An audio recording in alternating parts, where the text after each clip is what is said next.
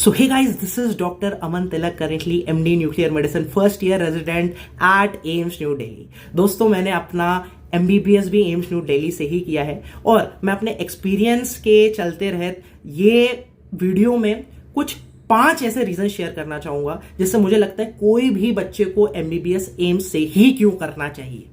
देखो, हमें पता है कि एम्स जो है पिछले 20 साल से फर्स्ट रैंक पर मेडिकल कॉलेजेस की रैंकिंग में रहा है, लेकिन जो चीज हमें नहीं पता वो ये है कि आप सेकंड रैंक से लेकर 10 रैंक के जो कॉलेजेस हैं उनको जो मार्क्स मिले 100 में से, है ना, वो मिले 72 मार्क्स से लेकर आपके 63 मार्क्स तक, है ना। सेकंड रैंक वाला जो कॉलेज आपको यहाँ पर पीजीआई दिख रहा होगा वो उसमें एमबीबीएस होता नहीं है, तो उसको हम लोग नहीं कंसिडर करेंगे। लेकिन जो एम्स है उसको पता है कितने मार्क्स मिले हैं 100 में से 91.6, मतलब स्ट्रेट जंप है 72 से डायरेक्टली 92। आप समझ सकते हो कुछ ना कुछ तो बात होगी जिसकी वजह से उसको इतने ज्यादा मार्क्स मिले। आगे चलते हैं, बात करते हैं कि ऐसा क्या लगा मुझे एम्स में करते हुए जो कि काफी अलग और काफी अच्छा लगा मुझे एम्स से एमबीबीएस करते हुए। तो पहला रीजन आपको एम्स एमबीबीएस क्यों करना चाहिए वो है one and only, the first and primary reason जिसकी वजह से आप एमबीबीएस कर रहे हो वो है एकेडमिक्स, राइट।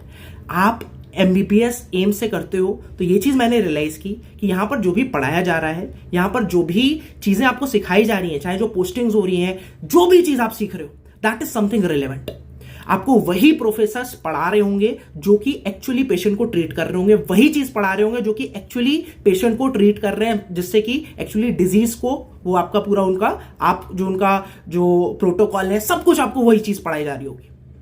दूसरी चीज मुझे जो समझ में आया यहां पर पढ़ते हुए कि द टीचर्स एट एम्स, ठीक है, there are good teachers, there are bad teachers, देखो, because teaching is an art. But मुझे जो यहां पर एक चीज दिखी कि every teacher is trying his level best to explain to the student. Lecture में चाहे बच्चे आए ना आए, बट सारे लेक्चर्स अच्छे से होते हैं एंड उसमें अपना जो टीचर है वो अपना बेस्ट नॉलेज इंपार्ट करने की कोशिश करता है ना। अब यहां पर हम लोग को वो चीज पढ़ाई जाती है जो कि रिलेवेंट है हमारे मैनेजमेंट में। मान के चलो आपके सामने एक पेशेंट आता है जिसको कि स्ट्रोक हो जाता है, आप क्या करोगे? किसी को हार्ट अटैक आता है, आप कैसे मैनेज करोगे? कोई पेशेंट आपका गिर जाता है, सडन कार्डियक अरेस्ट हो जाता है, क्या प्रोटोकॉल है? मुझे आज भी याद है 7th सेमेस्टर में था मैं, एंड वहां पर एक जो है हमारा जो सेट फैसिलिटी है, वहां पर हमारा पूरा डेमो जो हुआ था कि कैसे आपको सीपीआर देना है, क्या जो बीएलएस है, एसीएलएस है, इन सब जो एल्गोरिदम्स हैं, है ना, कि कैसे आपको रेससिटेट करना है पेशेंट को अगर वो गिर जाए, उसकी पल्स नहीं आ रही है ना, ब्रीथ नहीं कर रहा है, क्या क्या प्रोटोकॉल्स हैं, सब अच्छे से डिस्कस किया था। एंड टू माई सरप्राइज, और मैं आपको बताता हूं, जब मेरा फाइनल ईयर के एग्जाम खत्म हुए थे तो एक जगह पे थे, वहां पर एक एल्डरली थे, he collapsed, and because in the 7th semester at AIIMS I had actually given CPR on a mannequin, है ना, I was so confident in giving that CPR, है ना।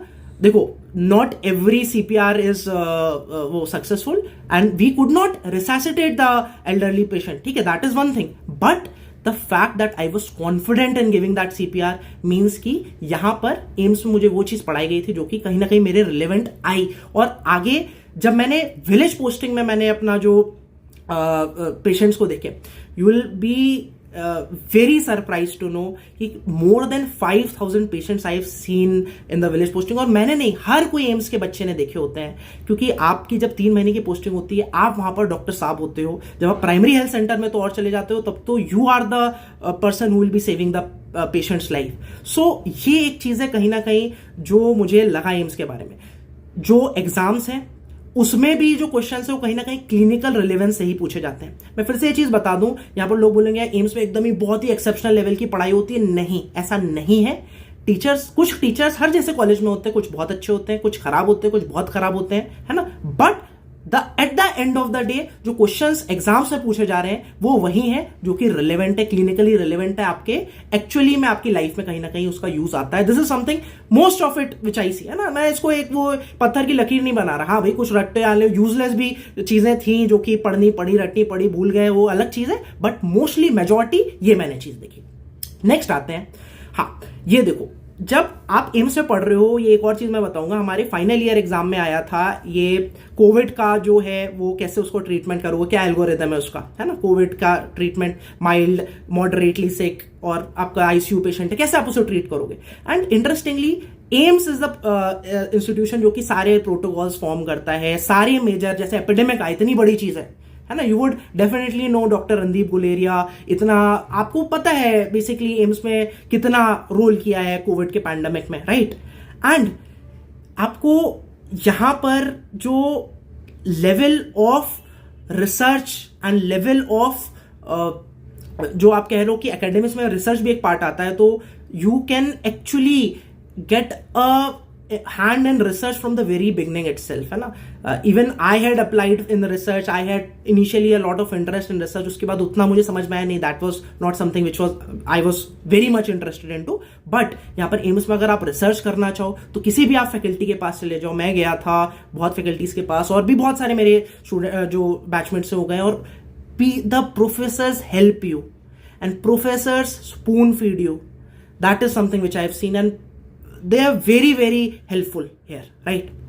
next आ जाओ, कल्चर, एम्स का कल्चर। देखो मैं किसी को यहाँ पर डिमीन नहीं करना चाहता, किसी को नीचा नहीं दिखाना चाहता, बट जितना भी मैंने अपने एमबीबीएस, जितने भी मेरे बाकी मेडिकल कॉलेजेस में दोस्त हैं, जितने भी सारे मेडिकल कॉलेजेस में लोग हैं, मुझे एम्स का कल्चर इतना ज्यादा अच्छा लगता है कि मैं शायद से एमबीबीएस फिर से कर लूँ एम्स से, अगर मेरे को अपॉर्चुनिटी मिले, और मैं मजाक भी नहीं कर रहा हूँ, है ना।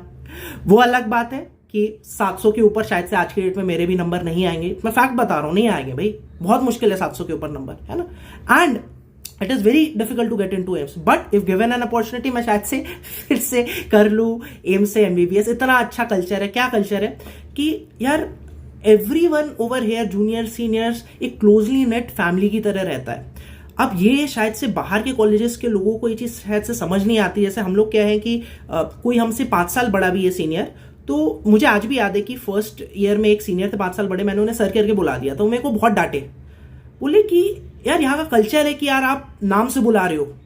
तो वहां से फिर चीज समझ में आई कि नहीं, जब तक यार कोई बहुत ही सुपर सीनियर नहीं है, 15 साल 20 साल बड़ा है, ठीक है वो सर मैम आप यूज करोगे, नहीं तो सब लोग आपके नाम से आपको रेफर करेंगे। मेरा भी अगर कोई 5 साल जूनियर है एम से, सो आई वुड रियली, वो मेरे को नाम से बोला है, मुझे बहुत अच्छा लगेगा। और ये this is something which is there. ये लोग शायद से बाहर के लोग समझते नहीं, उनको लगता है डिसरिस्पेक्ट है कि सर, बॉस, मैम ये सब बोलना चाहिए, but this is something in our culture. मुझे लगता है ये एक छोटी सी चीज है जिसकी वजह से कि काफी मतलब एक आपका सीनियर ऐसा नहीं कि केवल सीनियर सीनियर है, आप उसे ऐसे आर्म से ऐसे हक करके आप आराम से चल रहे हो।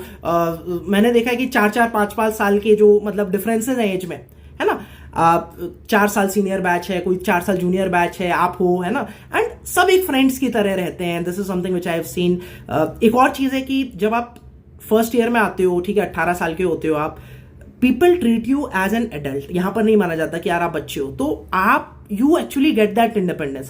For some people they use it in a bad way, some people use it in a good way, but you get that independence and you feel like becoming a doctor. You feel like you have done something commendable and have come to AIIMS and it has meant something for you. Next आते हैं बहुत सारी चीजें। देखो pulse के बारे में आप लोग सब जानते हैं, दिस इज 2017 का पल्स, मेरा फर्स्ट पल्स था, है ना। And the person which you see, ऊपर गेस कर सकते हो कौन है, he is Sonu Nigam, right. And ये फर्स्ट पल्स में आया था 2017 में, यहां पर आप फोटोज देख सकते हो, है ना। एंड नेक्स्ट ये पल्स था 2018 में, this is a photo with Manish Paul, you would know him, है ना, इतने कॉमेडी शोज और इसमें आते हैं, है ना। तो this is something, the pulse is like the best medical fest in the entire south Asia.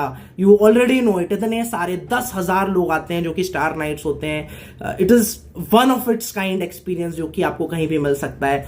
And interestingly जो एम्स है, यहां पर आप जब 7th सेमेस्टर में होते हो, वहां पर आपको एक्चुअली ऑर्गेनाइज करते हो इतना बड़ा फेस्टिवल। कोई ऐसा नहीं होता कि कोई बहुत बड़े 30 साल 35 साल के लोग हैं, आप मेडिकल स्टूडेंट्स ऑर्गेनाइज कर रहे होते हो।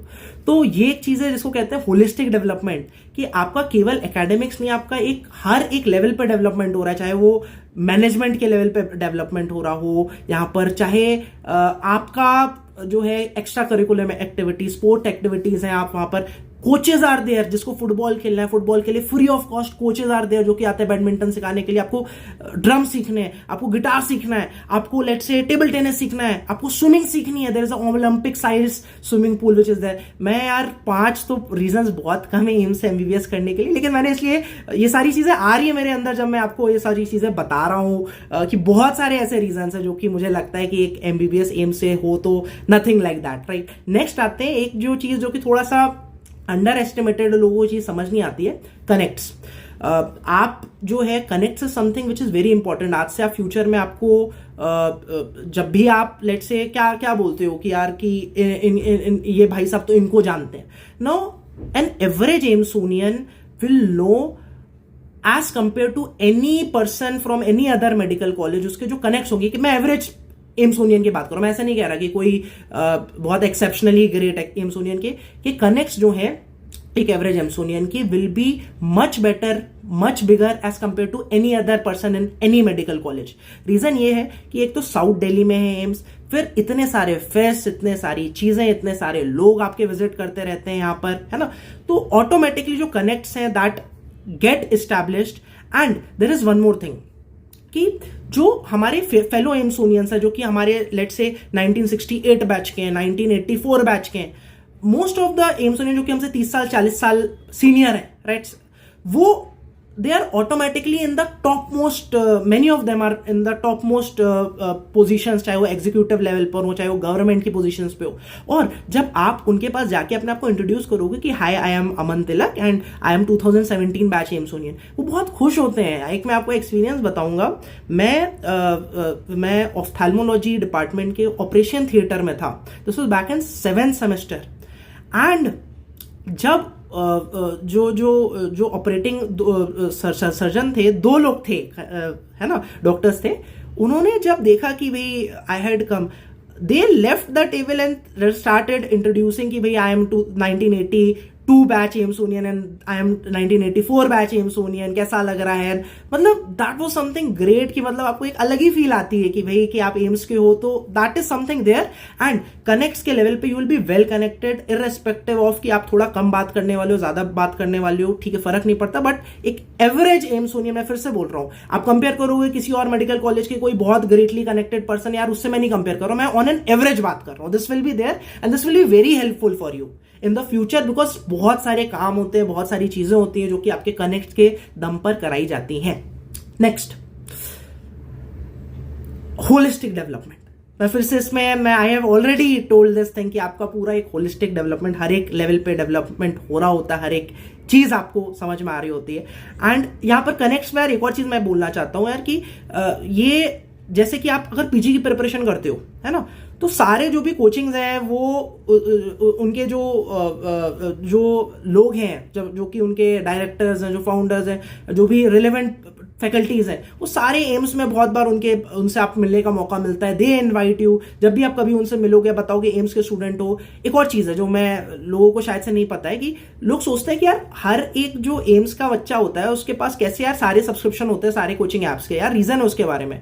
अब जैसे मैं उतना ज्यादा सीरियस नहीं था कभी भी पीजी प्रिपरेशन से रिलेटेड स्टार्टिंग से, राइट, बट यहां पर 80% डिस्काउंट, 90% डिस्काउंट, मतलब ऑलमोस्ट कुछ एप्स फ्री में मिल रही हैं। क्यों? क्योंकि उनको पता है कि भाई जब पीजी का एग्जामिनेशन होता है, जो एमडी एंट्रेंस का एग्जामिनेशन होता है, ये हर साल का ऑलमोस्ट ये चीज रहती है कि टॉप 10 में से 2 से 3 लोग एम्स से दिल्ली से ही होते हैं। तो ऑटोमेटिकली आपने अगर उनको अपनी कोचिंग ऐप का सब्सक्रिप्शन फ्री में दे दिया तो ऑटोमेटिकली टॉपर आपके इंस्टीट्यूट से हो गया। बट इसका दूसरा एक एस्पेक्ट भी होता है कि हर एक बच्चे के पास एम्स के पास 4-4, 5-5 कोचिंग के सब्सक्रिप्शन होते हैं, क्योंकि यार वो 70%, 80% डिस्काउंट पे मिले होते हैं। तो मतलब वो काफी, मतलब ये एक चीज है, मतलब जो मैं बता रहा हूं, है ना।